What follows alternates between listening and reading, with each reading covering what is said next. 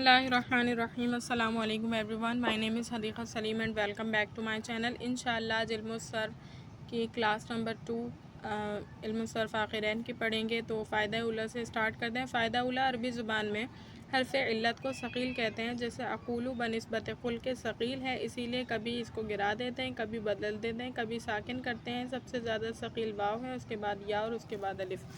ठीक है। अरबी ज़ुबान में देखें, अरबी ज़ुबान में फ़साहत व बलागत का ख़याल रखा जाता है और उसी तरह फ़साहत व बलागत का तकाज़ा ये भी होता है कि लफ्ज़ों को आसान से आसान तर बनाया जाए। सही। तो ये जो कुल आपके सामने नज़र आता है, कुल जो है वो उसके मायने होते हैं कह दीजिए, ए नबी कह दीजिए, कुल हुवल्लाहु अहद, ए नबी कह दीजिए कि अल्लाह के सिवा कोई माबूद नहीं। तो उसमें भी जो कुल है वो असल में उक़बुल था। उक़बुल में तालील की गई, उक़बुल में क़ायदे जारी कर कर इसको कुल बनाया गया, जो कि कुल नहीं था, पहले ये उक़बुल था। और उक़बुल का कुरान मजीद में बार बार जो है इजरा किया गया है। तो ये सक़ील था, इसको इसके अल्फाज़ों को गिरा कर, इसके हर्फ़ इल्लत को दूर करके इसको आसान और सहल बनाया गया है। इसीलिए इसको गिरा देते हैं, कभी बदल देते हैं, कभी साकिन भी कर देते हैं। कुल से कभी साकिन भी कर देते हैं, ताकि जैसे यरमी से हम यरमी से या को साकिन करके उसमें से या को गिरा देते हैं और ये बन जाता है यरमी।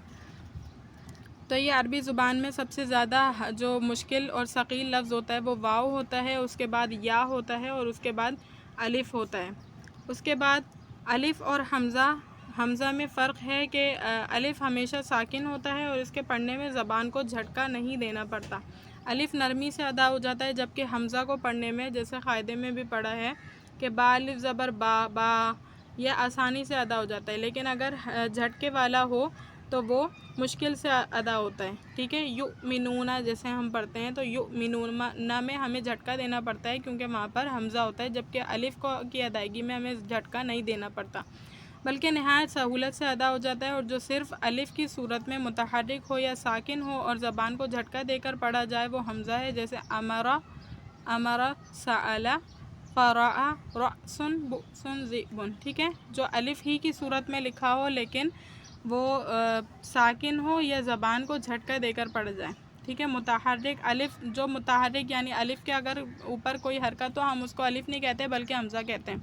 या फिर वो साकिन हो तो उसको ज़बान से झटका देकर पढ़ा जाएगा। जैसे कि मिसालें बता दी मैंने आपको कि इन तमाम मिसालों में झटका देकर पढ़ा जा रहा है, यानी यह हमज़ा है, अलिफ़ नहीं है। फ़ायदा सानिया, हर्फ़ इल्लत जब साकिन हो और उससे पहले हर्फ़ की हरकत उसके मुवाफ़िक़ हो तो मद्दा कहलाता है। हर्फ़ इल्लत साकिन हो, हर्फ़ इल्लत जो है जैसे वाव अलिफ़ या, इन तीनों अल्फाज में से कोई लफ्ज़ हो और वो साकिन हो, हालत जज़मी में हो, जज़म हो उसके ऊपर, और उससे पहले यानी कि उसके बाद जो है उसके मुवाफ़िक़, उससे पहले हर्फ़ की हरकत जो है उसके मुवाफ़िक़ हो। यानी अगर वाव है तो उसकी मुवाफ़िक़ हरकत क्या होती है? पेश होती है। अगर अलिफ़ है तो उसकी मुवाफ़िक़ हरकत ज़बर होती है। अगर या है तो उसकी मुवाफ़िक़त हरकत छोटी या होती है। यानी देखें, क़ायदे में हमने पढ़ा है कि बा अलिफ़ ज़बर बा बू बी। सही है। तो यानी बा के साथ क्या आता था? ज़बर, वाव के साथ पेश और या के साथ ज़ेर। तो यानी छोटी या की कसरा की मुवाफ़िक़त वाला हर्फ़ क्या है? या है।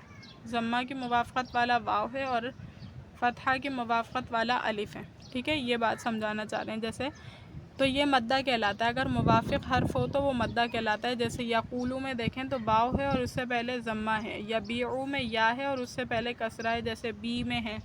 यही बताना चाह रहे हैं। और जब पहले हर्फ़ की हरकत मुवाफ़िक़ ना हो तो लीन है। ज़ाहिर है कि लीन है। जैसे हमने क़ायदे में ये भी पढ़ा है कि बा वाव ज़बर बऊ, बा या ज़बर बई, ये क्या होता था? लीन कहलाता था। ये मद्दा नहीं कहलाता था, क्योंकि इनकी हरकत अलग थी। वाव का तकाज़ा ये होता है जब ही वो मद्दा कहलाता है जब उससे पहले पेश हो, बा वाव पेश बू हो। और या जब मद्दा कहलाती है जब उससे पहले कसरा हो। लेकिन यहाँ तो कहानी ऐसी नहीं है। यहाँ पर क्या है? इसके मुखालिफ हुरूफ है, लिहाजा ये लीन कहलाएगा, ये मद्दा नहीं कहलाता। जैसे वादा यसरा। ठीक है। वादा में देख सकते हैं आप, और यसरा में भी देख सकते हैं कि वादा पे ज़बर है वाव पर, और यसरा के नीचे ज़ेर होना चाहिए थी, लेकिन यानी अगर मद्दा होता, लेकिन यहाँ पर ज़ेर नहीं है।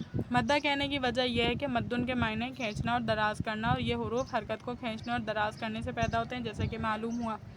صحیح. مدہ کے معنی ہوتے ہیں کھینچنا، مدن کے معنی کھینچنا ہے، دراز کرنا. یعنی دیکھیں با واو پیش بو، اس کو کھینچنے سے ہی پیدا ہو رہے ہیں نا یہ. ضمہ فتحہ، ضمہ کو کھینچیں گے تو واو پیدا ہوگا، کسرہ کو کھینچیں گے تو یا پیدا ہوگی، اور الف یعنی فتحہ کو کھینچیں گے تو الف پیدا ہوگا. یہاں پر دیکھیں بتائے. اچھا، لین اس لیے کہتے ہیں کہ لین کے معنی ہیں نرمی کے، لین نرمی کو کہتے ہیں، اور یہ حروف سکون کی حالت میں نرمی سے ادا ہوتے ہیں. با پاؤ زبر بو، با یا زبر بئی، سکون کی حالت میں نرمی سے ادا ہونے والے حرف ہیں.